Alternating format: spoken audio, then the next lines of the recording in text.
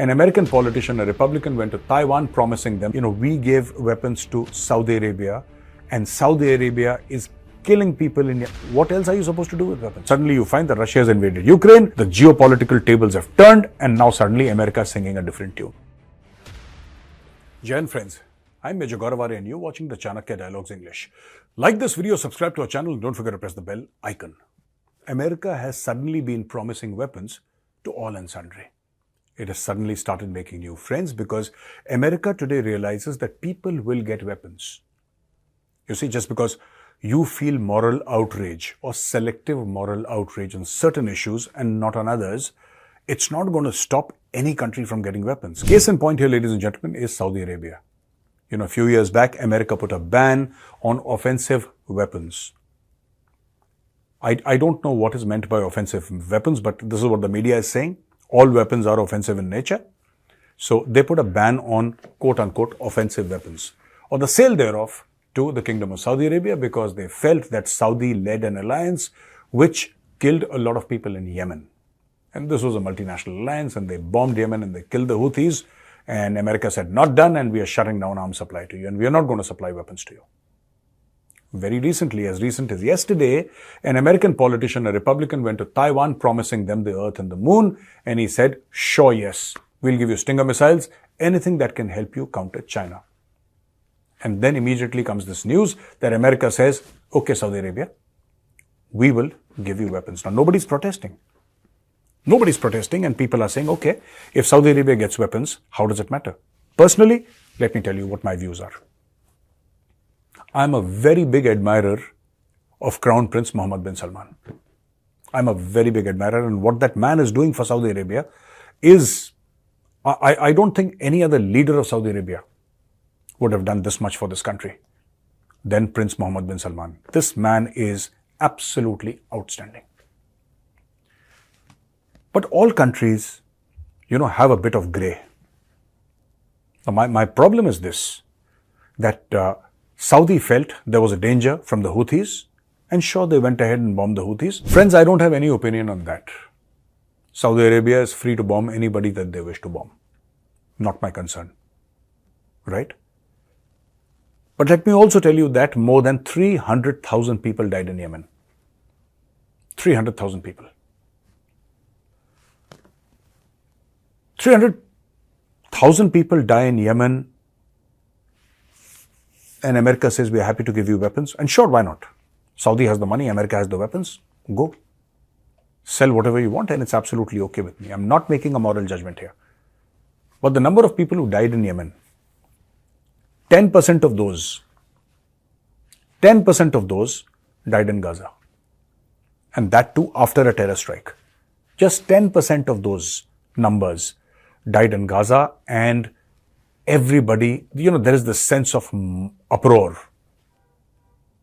that morally something has gone wrong. And all the students are protesting. They're out in protests. They're protesting, in their colleges across the United States of America, 50 campuses. Now, of course, they've died down. But all these students, you should get these students and say, do you know that the Saudi-led coalition has killed more than 300,000 people? They don't care. And you know why they care about Palestine? Had any other Muslim country bombed Gaza and killed Palestinians, nobody would have batted an eyelid. Nobody would have batted an eyelid.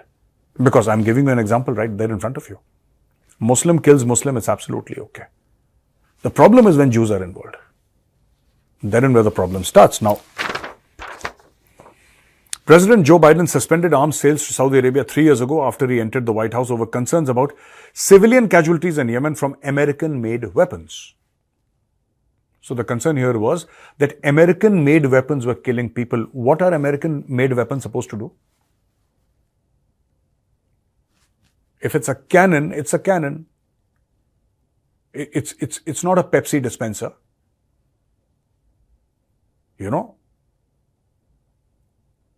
A cannon is a weapon of destruction. I don't understand the way West deals with these issues.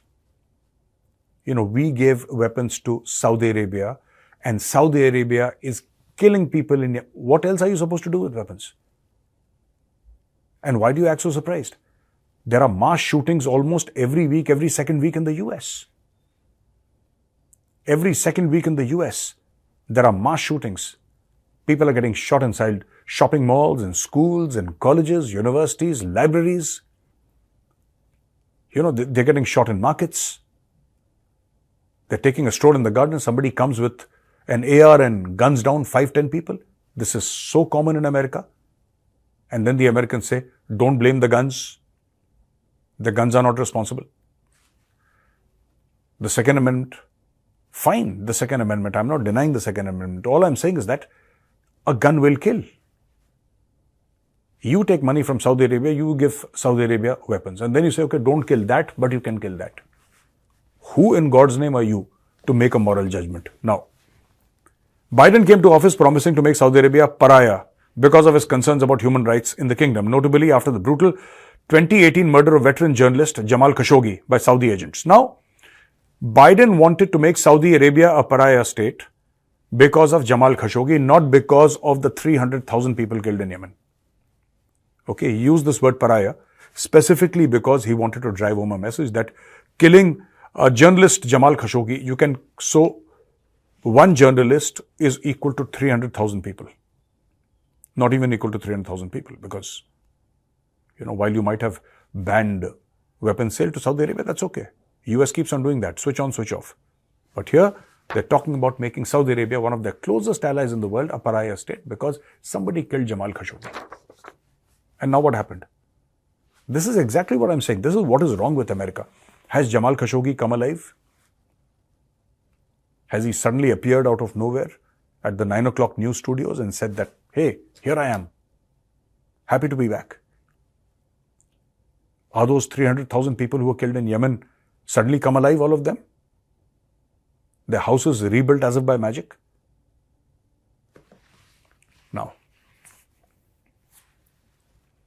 Now, relations have significantly improved. Now, listen to this. This is the funny part. Relations have significantly improved since then, particularly after Russia's invasion of Ukraine reinforced the belief in Washington that it needed Saudi Arabia's cooperation on key issues, including energy, and to support US Middle East policies. So when US felt it could ditch Saudi Arabia, it ditched Saudi Arabia. I'm telling you in this entire thing, the victim is Saudi Arabia. It is not America. America will use and throw. It used and tried to, say that we will make Saudi Arabia a pariah state. How can you do that? Saudi Arabia is the leader of the Muslim world. The king is the keeper of the two holy mosques. That country is floating. They have less sand, more oil. They are a strategically extremely significant country. How can you make Saudi Arabia a pariah state? Have you succeeded in 3 years?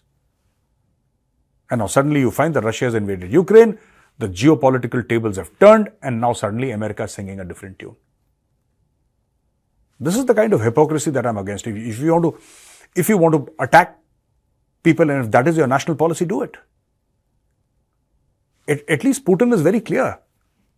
Putin is extremely clear. He might be doing something wrong, but at least he's not a hypocrite.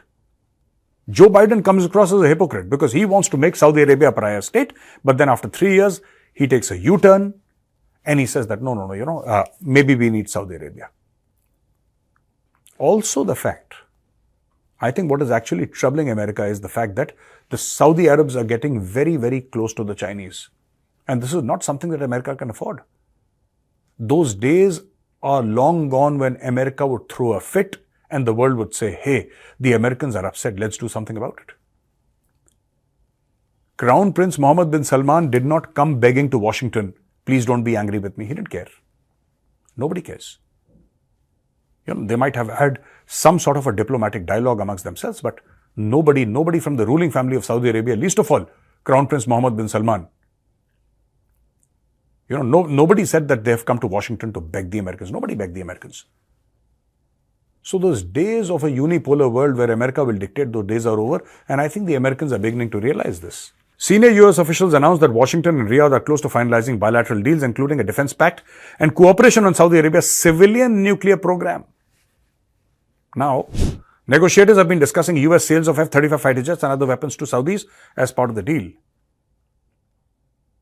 The defense pact would be short of a NATO-style agreement. So, something like a non-NATO ally or something like that. So, F-35s they're getting. Civilian nuclear use, so nuclear reactors they'll get. That's it. That's it. So, ladies and gentlemen, Saudi Arabia is floating in oil. Why does Saudi Arabia need nuclear reactors? I'm not saying it should not have it. Of course, Saudi Arabia needs or should at least have it. Whether they need it or not, I don't know. Which is my question to you. Why does Saudi Arabia need it? For energy. Saudi Arabia is the world's premier energy supplier. Oil and gas is what Saudi Arabia is all about. Now the Americans are giving them nuclear reactors on the face of it for civilian use, and that's okay. That's okay. And now they're saying you can take F-35, you can take offensive weapons, whatever that means. And now America has made a massive U-turn on its policies. But I would request the Saudi Arabs, the state of Saudi Arabia, and they know far better than I do, of course. But as a well-wisher, I would like to tell them, don't trust the Americans. Don't trust the Americans. They ditched you in the past. They need you today because they see that you're cozying up to the Chinese. They need your help for their Middle East policies. They need you. So they've come back again. These very same Americans are going to ditch you. Tomorrow they'll ditch you if they know that it solves their purpose. So ladies and gentlemen, that was the video, and now for question and answers.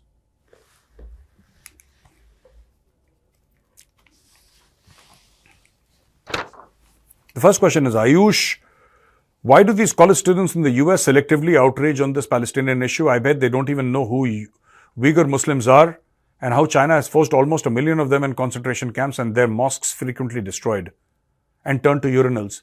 Why do we not see a single tweet about this issue or a college protest to completely stop import of Chinese goods to the US? They won't do it. Ayush ji, they will not do it. They will not do it. This whole thing, Nobody talks tough with China, and there is a reason. These college university protests, I'm telling you, I have a very, very strong hunch. These college protests are not organic. I'm not saying that the students are on the take. I'm not saying that. Of course not.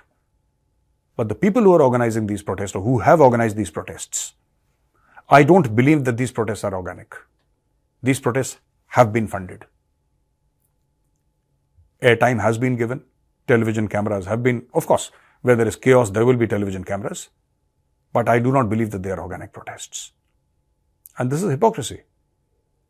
You see, China has killed, I don't know how many thousands of Muslims, hundreds of thousands. Put 1.5 million, it's not 1 million, it's 1.5 million. They're put in prison. Nobody cares. And forget about Americans caring, even the Muslim world does not care. The same Muslim world that outrages on Palestine very frequently has nothing to say about the Uyghurs. Not a word. Mercedes, I want to know the countries who are opposing and condemning Israel for their reply to Hamas. What would have been their approach on October 7th, like attacks had been conducted over their civilians? Valid question, Mercedes. Achha, your name is Mercedes-Benz. Great. Valid question. But, it's always easier to judge the other person rather than looking inwards. What you're asking is for people to look inwards. That is what you're asking. People never do that. And Israel, a state that has been fighting for its right to exist, has been judged harshly by the world. And the Jews have been harshly judged for more than 2,000 years. So this is not surprising. No Jew is surprised. They may have been hurt. They may have been upset with the reaction of the rest of the world. But if anybody tells me that any Jew is surprised, I don't think the Jews are surprised. Because they have been facing this sort of discrimination and nonsense for thousands of years. They know what's coming and they're prepared for it. Thank you, ladies and gentlemen, for watching this video. If you like this video, press the like button. And I'm going to request you to please subscribe to our channel. Jai Hind, Vande Mataram, Bharat Mata Ki Jai.